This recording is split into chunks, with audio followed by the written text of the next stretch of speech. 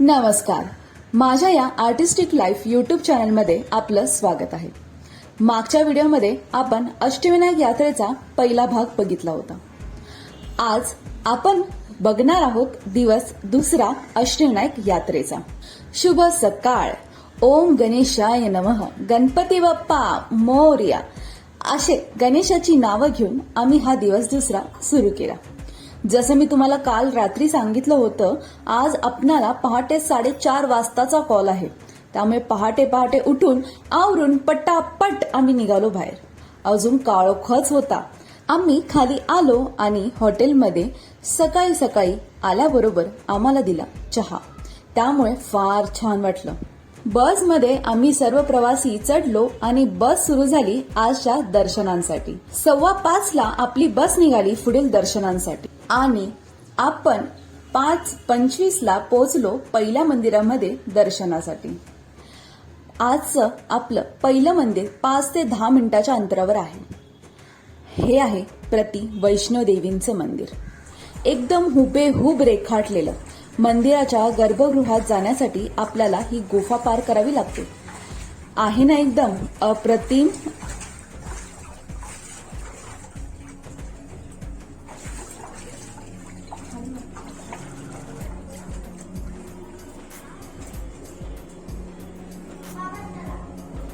Ethyl दर्शन घेऊन आपण निघालो पुढील अष्टविनायकांपैकी एका मंदिराकडे. ते म्हणजे थेऊरचे चिंतामणी. 1.25 तासाचा प्रवास करून आम्ही पोहोचलो चिंतामणी मंदिरामध्ये. या मंदिराचा परिसर फार मोठा आहे. दर्शन छान झालं, आरती झाली. एवढा सुंदर दिवसाची सुरुवात झाली. ह्या सुंदर दिवसाचे काही क्षण टिपले आणि आम्ही निघालो नाश्ता करण्यासाठी.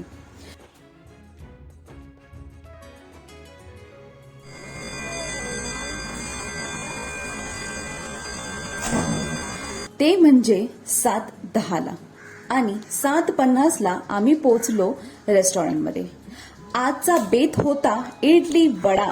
फार सुंदर रेस्टॉरंट होतं आणि नाश्ता देखील चविष्ट होता. निसर्गाचा आनंद घेत नाश्ता एन्जॉय केला. आज सकाळी लवकर उठल्यामुळे 7 वाजेच्या आत आपले 2 मंदिरांचे दर्शन आणि नाश्ता देखील झाला होता. खरंच दिवस किती प्रोडक्टिव्ह होऊ शकतो हे आपल्याला फक्त ट्रॅव्हल करतानाच समजू शकतं.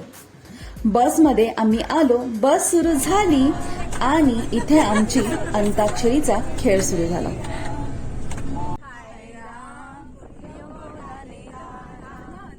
ही आहे भीमा नदी. भीमा नदी बघून भीमाशंकरच्या ट्रीपची आठवण झाली. जर त्याचा व्हिडिओ तुम्ही अजून बघितला नसेल तर डिस्क्रिप्शन बॉक्समध्ये त्याची लिंक दिलेली आहे. नक्की तो व्हिडिओ चेक करा. ती जर्नी एकदमच भारी आणि एकदम थ्रिलिंग होती. 1.5 तासांचा प्रवास करून तब्बल 10 वाजता आम्ही पोहोचलो सिद्धिविनायक. ते म्हणजे सिद्धटेकचं सिद्धिविनायक. आता ज्या गणपतीचं दर्शन घेतलं त्याची कथा अशी आहे, ज्यावेळी पूर्ण पृथ्वीवर मधु आणि कैटभ या 2 दैत्यांचं प्राबल्य म्हणजे युद्ध माजलं होतं, त्यावेळी विष्णूने टेकडीवर बसवून अनुष्ठान केलं. म्हणून गावाचं नाव सिद्धटेक. विष्णूला सिद्धी प्राप्त झाली आणि गणपती प्रगट झाले म्हणून गणपतीचं नाव सिद्धिविनायक. अष्टविनायकात एवढी एकच मूर्ती उजव्या सोडली. मूर्तीच्या डोळ्यात माणिक असून लेंडी खिळा आहे, परंतु चंद्राचं मार्जन होत असल्यामुळे ते आपणास दिसू शकत नाही. मूर्ती ज्या गाभाऱ्यात आहे ते कोणी बांधलं त्याचा इतिहास उपलब्ध नाही. आपण ज्या ठिकाणी दर्शन करून आलो तो गाभारा अहिल्याबाई होळकरांनी बांधला.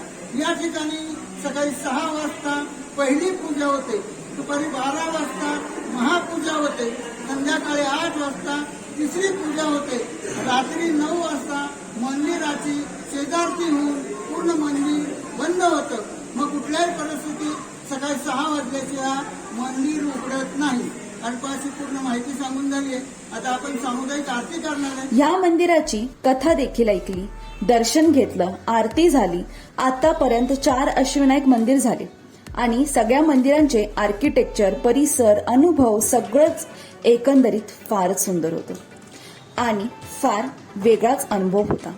मंदिरामधून परत बसकडे येताना आम्हाला पेरूचा एक छोटीशी टोकरी दिसली. त्यातून एक पेरू घेतला आणि भीमा नदी ओलांडून आम्ही निघालो 10:30 वाजता. सिद्धटेकचं सिद्धिविनायक मंदिर हे भीमा नदीच्या पलीकडे आहे. त्याचं दर्शन घेऊन आपण आता चाललोय मोरेगावच्या मयुरेश्वराचं दर्शन घ्यायला. तिथे जाण्यासाठी आपण परत ही भीमा नदी ओलांडली. खरंच नदी, डोंगर, समुद्र, आपलं महाराष्ट्र पूर्ण समृद्ध आहे. महाराष्ट्रामध्ये तुम्हाला सर्वात जास्त आवडणारं स्थळ कोणतं हे मला नक्की सांगा.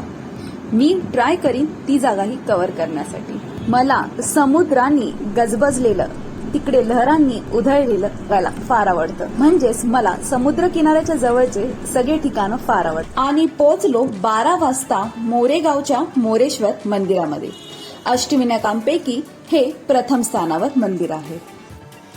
इथे भक्तांची रांग फार मोठी असते आणि गर्दी देखील कायमच इथे फार असते. त्यामुळे आम्हाला बसमध्ये आधीच सांगितलं गेलं होतं कंपल्सरी दर्शन पास घ्यावं लागेल. दर्शन पास घेऊन 10-15 मिनिटांमध्ये आमचं दर्शन झालं. इथे अष्टविनायक दर्शनाचा मॅप देखील आहे. असे मॅप प्रत्येक अष्टविनायक मंदिरामध्ये तुम्हाला बघायला भेटतील. हे दीपस्तंभ मला पाहायला फार आनंद वाटतो. एकदम सुंदर आणि आपल्या संस्कृतीचं प्रतीक वाटतं. आलो आम्ही जेवण करायला. 12:30ला आम्ही बसलो पंक्तीमध्ये. आजचा बेत होता पुरी भाजी, छोले, श्रीखंडचा. जेवण अप्रतिम होतंच आणि फार चविष्ट देखील होतं. जेवण करून काही वेळ थांबून बस निघाली 2 वाजता. गेस करा कुठे? हो, आम्ही निघालो आहोत सोन्याच्या जेजुरीमध्ये. पण जरा भीती होती की ह्या 230 शिड्या त्या देखील एका शिडी इतकी उंच चढू शकीन का?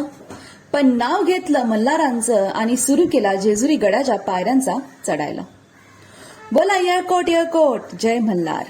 उत्साहात भक्त सारे, भंडारा उधळती दरबार. लखलखली सोन्याची जेजुरी, तिथे नांदतो देव मल्हारी. येळकोट येळकोट, जय मल्हार. खरंच सोन्याची जेजुरी प्रत्यक्ष बघण्यात एक वेगळाच अनुभव होता, आनंद होता. किती सुंदर आहे. सर्वत्र उधळलेली ती हळद खरंच सोन्याचीच वाटत होती. जेजुरी गडावर एक वेगळीच दुनिया बसली आहे असं वाटतंय. फार प्रसन्न वाटतंय. एकदम सुंदर वातावरण आहे आणि वातावरणात त्या हळदीचा मनमोहक सुगंध देखील पसरलेला आहे. सगळीकडे पिवळी हळद पडलेली बघून खरोखर इथे सोनच पसरलं आहे अशी ही सोन्याची जेजुरी दिसत आहे. जेजुरी गडावर आम्ही पश्चिम द्वारातून गेलो होतो. पश्चिम द्वारातून पूर्ण जेजुरी गडाचा एक फेरा घेतला आणि सर्व नजारा अनुभवला. फार सुंदर हे मंदिर आहे आणि इथून दिसणारा नजारा देखील सुंदर आहे. इथे शिलाही आहे ज्याचं देखील तुम्ही दर्शन नक्की घ्या. इथे जवळजवळ 1 तास आम्ही होतो. हा आनंद मनात घेऊन आम्ही निघालो. आज आपण एकूण 5 मंदिर केले. 3 अष्टविनायकांपैकी 1 प्रतिवैष्णोदेवी आणि 1 जेजुरी. ते देखील संध्याकाळच्या 4 वाजेपर्यंत. सकाळी सकाळी लवकर प्रवास सुरू केल्यामुळे सर्व दर्शन छान आणि लवकर झाले. जेजुरी गडावर चढताना जागोजागी शेड असल्यामुळे उन्हाचा त्रास देखील कमी झाला. आजचा हा दिवस आणि त्यामागे दडलेला आनंद हा मी शब्दात मांडू शकत नाही. फारच प्रोडक्टिव्ह आणि खूपच सुंदर असा हा दिवस होता. आपण जी मंदिरं केली आहेत ती सर्व एकमेकांपासून 1.5 ते 2 तासाच्या अंतरावर आहेत. त्यामुळे प्रवासही खूप होता. बस एसी असल्यामुळे आणि विंडो असे मोठे आणि क्लिअर असल्यामुळे व्ह्यू एकदमच छान येत होता. निसर्गाचा आनंद फार घेता येत होता. हा व्ह्यू, हा निसर्ग हे पाहत जर्नी एक वेगळ्याच प्रकारे आपण एन्जॉय करू शकतो. तुम्हाला जर्नीमधला कोणता पार्ट सगळ्यात जास्त आवडतो हे मला कमेंट करून नक्की सांगा.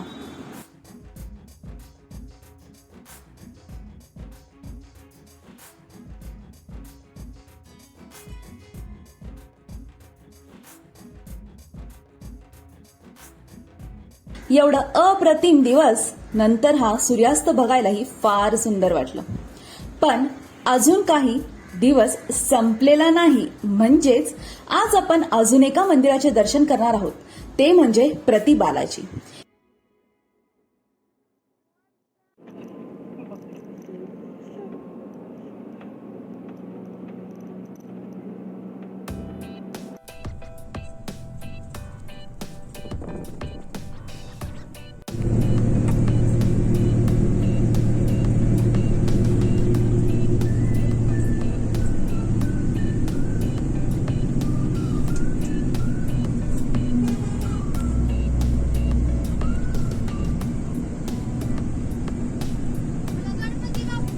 मोरया मोरया.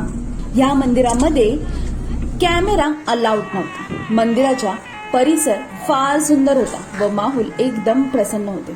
इथे शास्त्रीय संगीताचा आनंद देखील आला.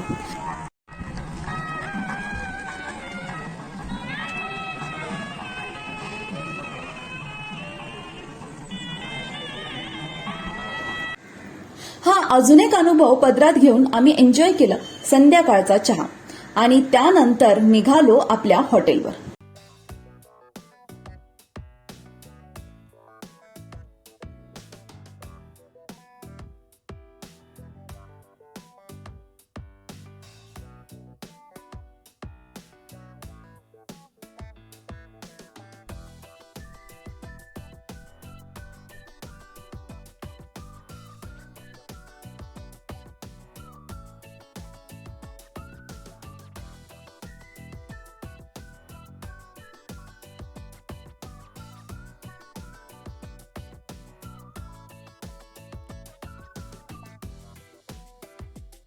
दोन तासाचा प्रवास करून आम्ही पोहोचलो.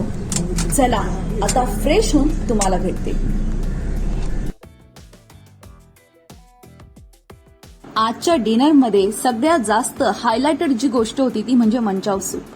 एकदम टेस्टी होता आणि जेवण पण एकदम मस्त होतं. जेवणानंतर आम्ही थोडासा वॉक केला आणि आलो रूमवर. आज रात्रीचं जेवण पण डन झालेलं आहे. खूप टेस्टी जेवण होतं आणि मंचाव सूप तर स्पेशली खूप टेस्टी होता. सो तुम्ही पण नक्की इथे जेवायला येऊ शकता हॉटेल अल्पाईनमध्ये. खूप टेस्टी जेवण असतं. म्हणजे तुम्ही बुकिंग करताना आय गेस ते करावं लागत असेल. आय हॅव नो आयडिया, कारण की मी इथे टूर्स अँड ट्रॅव्हलर्स सोबत आलेली आहे तर मला एवढी आयडिया नाहीये. पण नक्की जर तुम्हाला मोका भेटला तर तुम्ही इथे नक्की जेवण एन्जॉय करा. खूप टेस्टी होतं. त्याच्यानंतर दीक्षित भोजनालय, तिथे पण तुम्ही नक्की ट्राय करू शकता. ह्या टूर्स अँड ट्रॅव्हल्सचं एक गोष्ट खूप उत्तम आहे ती म्हणजे ते लोक जेवणासाठी आणि स्टेसाठी एकदम परफेक्ट जागा शोधून ठेवतात आणि बस पण एकदम कम्फर्टेबल असते. सो बेसिकली जो मेन पॉइंट्स आहेत ट्रॅव्हल सोबत जेची खूप जास्त चांगल्या प्रकारे काळजी घेतलेली आहे ह्या टूर्स अँड ट्रॅव्हल्स कंपनीनी. कसं काय आहे, किती चार्जेस आहेत, कशी बुकिंग करायचे, अजून जे पण डिटेल्स आहेत ते सगळे तुम्हाला भेटतील. एकतर एक नवीन पार्ट येईल, नाहीतर ह्याच व्हिडिओमध्ये तुम्हाला पुढे ते सगळे डिटेल्स बघायला भेटतील. आता मी झोपते आणि तुम्हाला भेटते उद्या एका नवीन जोशनी आणि 3 नवीन गणपती बाप्पा आपल्याला बघायला जायचे आहेत. अष्टविनायकचे 3 उरलेले जे गणेश आहेत त्यांना आपल्याला दर्शन करायला जायचं. तर बोला गणपती बाप्पा मोरया. जर हा व्हिडिओ तुम्हाला आवडला असेल तर लाईक करा, शेअर करा. ज्यांच्यासोबत तुम्हाला अष्टविनायक यात्रा प्लॅन करायची आहे त्यांच्यासोबत, आणि सबस्क्राईब करा आर्टिस्टिक लाईफ युट्यूब चॅनलला आणि बाजूला जी घंटी आहे तिला नक्की प्रेस करा पुढील येणारे भाग बघण्यासाठी. अजून एक दिवस म्हणजेच दिवस 3 अष्टविनायक यात्रेचा तुम्हाला बघायचा आहे तर तो नक्की पहा आणि त्यापुढे येणारी तुम्हाला पूर्ण आयटिनरी गाईड टूर नक्की बघा. Bye bye. मी तुम्हाला भेटते माझ्या पुढच्या व्हिडिओमध्ये. तोपर्यंत काळजी घ्या, स्वस्थ राहा.